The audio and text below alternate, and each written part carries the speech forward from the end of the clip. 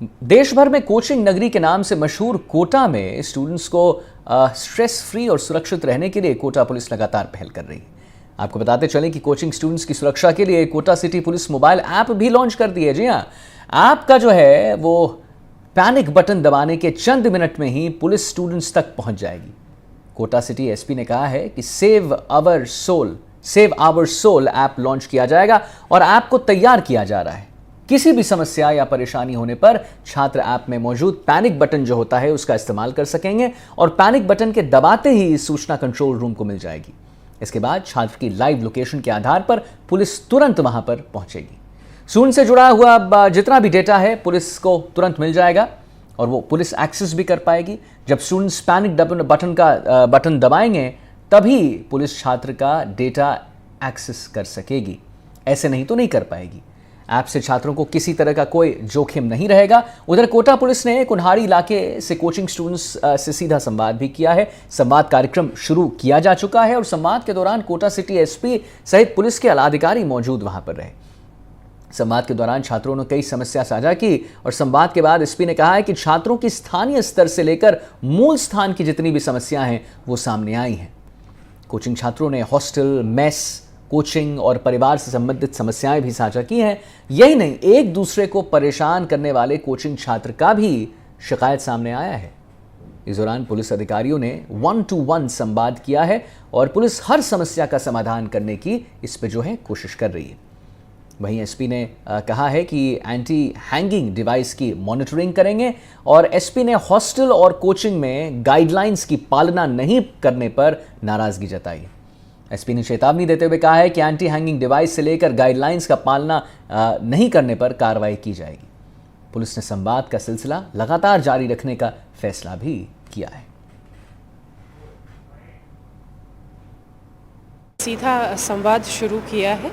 ये हमारे जो आईजी कोटा रेंज सर हैं उनके नेतृत्व में ये आज से ही शुरू किया गया है। बच्चों के साथ सीधा संवाद आज सबसे पहले हमने लैंडमार्क सिटी में ये शुरू किया। उसके बाद जहाँ जहाँ कोचिंग एरियाज़ हैं वहाँ जाके समय अनुसार उनसे सीधा संवाद किया जाएगा। कई बार क्या होता है कि बच्चे जो पढ़ाई में इतना व्यस्त रहते हैं कि कोई छोटी छोटी चीज़ें भी जो उनको परेशान करती हैं वो आकर हमारे तक नहीं बता पाते हैं और कई बारी वो उनको अपने अंदर ही रखते हैं, जिसकी वजह से वो शायद पढ़ाई पर या वैसे स्ट्रेस इतने अपने पेरेंट्स से इतना दूर रहते हैं तो उनके मानसिकता पर प्रभाव नेगेटिव डालती है। इसी चीज़ को हम थोड़ा वो बच्चे हम पर विश्वास ज़्यादा करें, हमारे तक उनकी पहुंच पूरी हो, उनको लगे कि उच्चाधिकारी भी उनकी जो समस्याएं हैं उनके लिए बहुत गंभीर हैं। तो इसीलिए ये एक उसी चीज़ के लिए पहल है कि कोटा शहर में जो भी बच्चे पढ़ने आ रहे हैं पेरेंट्स के लिए भी एक मैसेज है कि वो बहुत ही एक सेफ सिक्योर एनवायरनमेंट में है और हम सभी उनकी समस्याओं के लिए गंभीर हैं। और प्रदेश सरकार के बजट में बालोतरा में पेट्रोजोन की घोषणा से जिले के विकास को नई रफ्तार मिलेगी। रिफाइनरी के बायो से अलग अलग प्रोडक्ट के नए उद्योग भी स्थापित होंगे। नए उद्योग की संभावनाओं को लेकर बालोतरा के उद्यमी भी काफी उत्साहित यहाँ पर नजर आ रहे हैं। आपको बता दें, अभी बालोतरा में टेक्सटाइल उद्योग ही आर्थिक उन्नति का साधन है। यहाँ करीब 1000 कपड़ा फैक्ट्रियां हैं जहां पर कपड़े की जो रंगाई है उसके साथ साथ प्रिंटिंग का भी यहाँ पर काम होता है।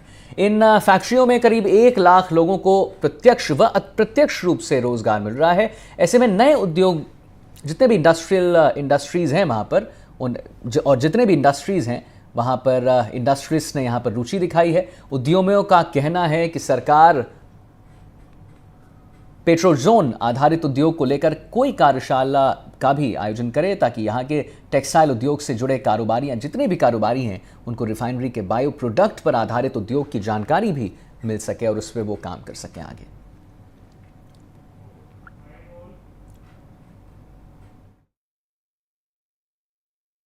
हाल ही में जो बजट में आदरणीय मुख्यमंत्री जी एवं वित्त मंत्री जी एवं उप मुख्यमंत्री दिया कुमारी जी ने जो बजट में घोषणा करी है एवं हमारे क्षेत्रीय विधायक अरुण जी चौधरी के प्रयासों से जो पेट्रो जोन यहाँ घोषित हुआ है, यहाँ के उद्यमियों में बहुत उत्साह है। एवं सबसे बड़ी बात यह है कि बालोतरा में गत कई वर्षों से 50 वर्षों से सिर्फ वस्त्र आधारित उद्योग ही डेवलप हो पाया है। ये एक नई अपॉर्चुनिटी है बालोतरा के उद्यमियों के लिए इसके लिए हम राज्य सरकार एवं केंद्र सरकार से चाहेंगे कि पेट्रोकेमिकल रिलेटेड कुछ भी स्किल डेवलपमेंट व टेक्नोलॉजी का यहाँ सेमिनार करवा कर बालोतरा के उद्यमियों को जागरूक करें, ताकि हमारी भी सहभागिता बने। हमारे यहाँ बालोतरा के उद्यमी भी टेक्सटाइल को छोड़कर मतलब इसके अलावा भी इस पेट्रोकेमिकल रिलेटेड इंडस्ट्रीज में भाग ले सकें।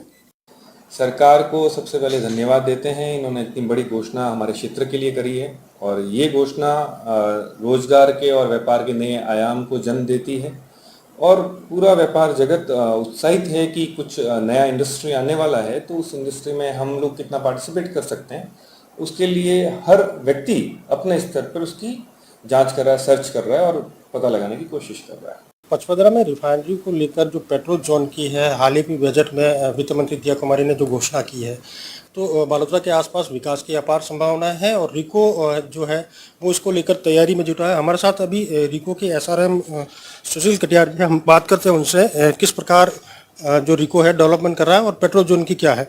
सर, पेट्रोल जोन को लेकर क्या प्लानिंग है पचपदरा में जो रिफाइनरी बन रही है ये लगभग पूर्ण होने की स्थिति में है और इसको लेकर हमारी बड़ी व्यापक तैयारियां हैं। हम भी यहाँ पे ज़मीनें अधिकृत कर रहे हैं और अलॉटमेंट की कार्रवाई चल रही है।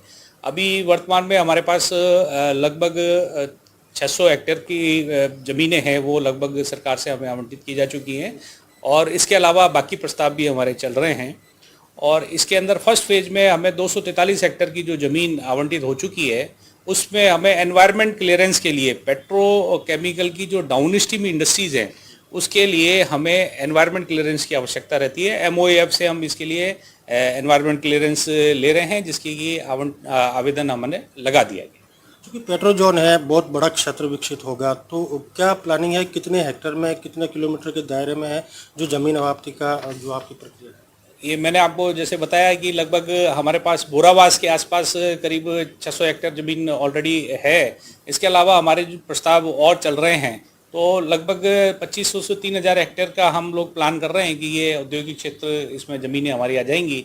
फिर इसका पूरा नक्शा तैयार करके और फिर इसमें जो भी ज़रूरी क्लियरेंसेज होंगी वो लेने के बाद में हम इंडस्ट्रीज़ को इन्वाइट करेंगे और उनको हम आवंटन की प्रक्रिया प्रारंभ करेंगे। क्योंकि बोरावास और रामनगर है वो पहले ही अलॉटेड हो चुकी है, उसको लेकर प्लानिंग तैयार हो चुकी है, काफ़ी डेवलपमेंट भी हो चुका है वहाँ इंफ्रा को लेकर। कितने भूखंड है वहाँ पे अभी तक जो प्लानिंग?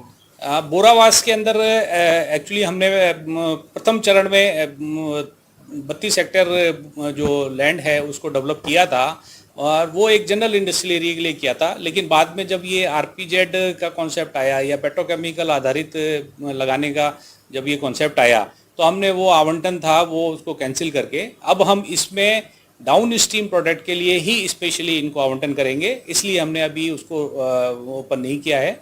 अब फर्स्ट फेज और सेकंड फेज दोनों की हमने एक साथ ही एप्लीकेशन लगाई है। लगभग 243 हेक्टेयर के अंदर हम इसके प्लानिंग कर रहे हैं, जिसका कि नक्शा तैयार हो चुका है और एनवायरनमेंट क्लियरेंस मिलने के पश्चात मौके पे इसमें निर्माण कार्य प्रारंभ किया जाएगा। तत्पश्चात इसके आवंटन की प्रक्रिया की जाएगी। सर, डाउनस्ट्रीम इंडस्ट्रीज की अगर बात करें तो किस प्रकार की इंडस्ट्रीज होगी, चूँकि अलग अलग प्रोडक्ट की होगी, तो किस प्रकार की इंडस्ट्रीज यहाँ लागू होगी और क्षेत्र के विकास में कितनी अहम योगदान रहेगा उसको लेकर?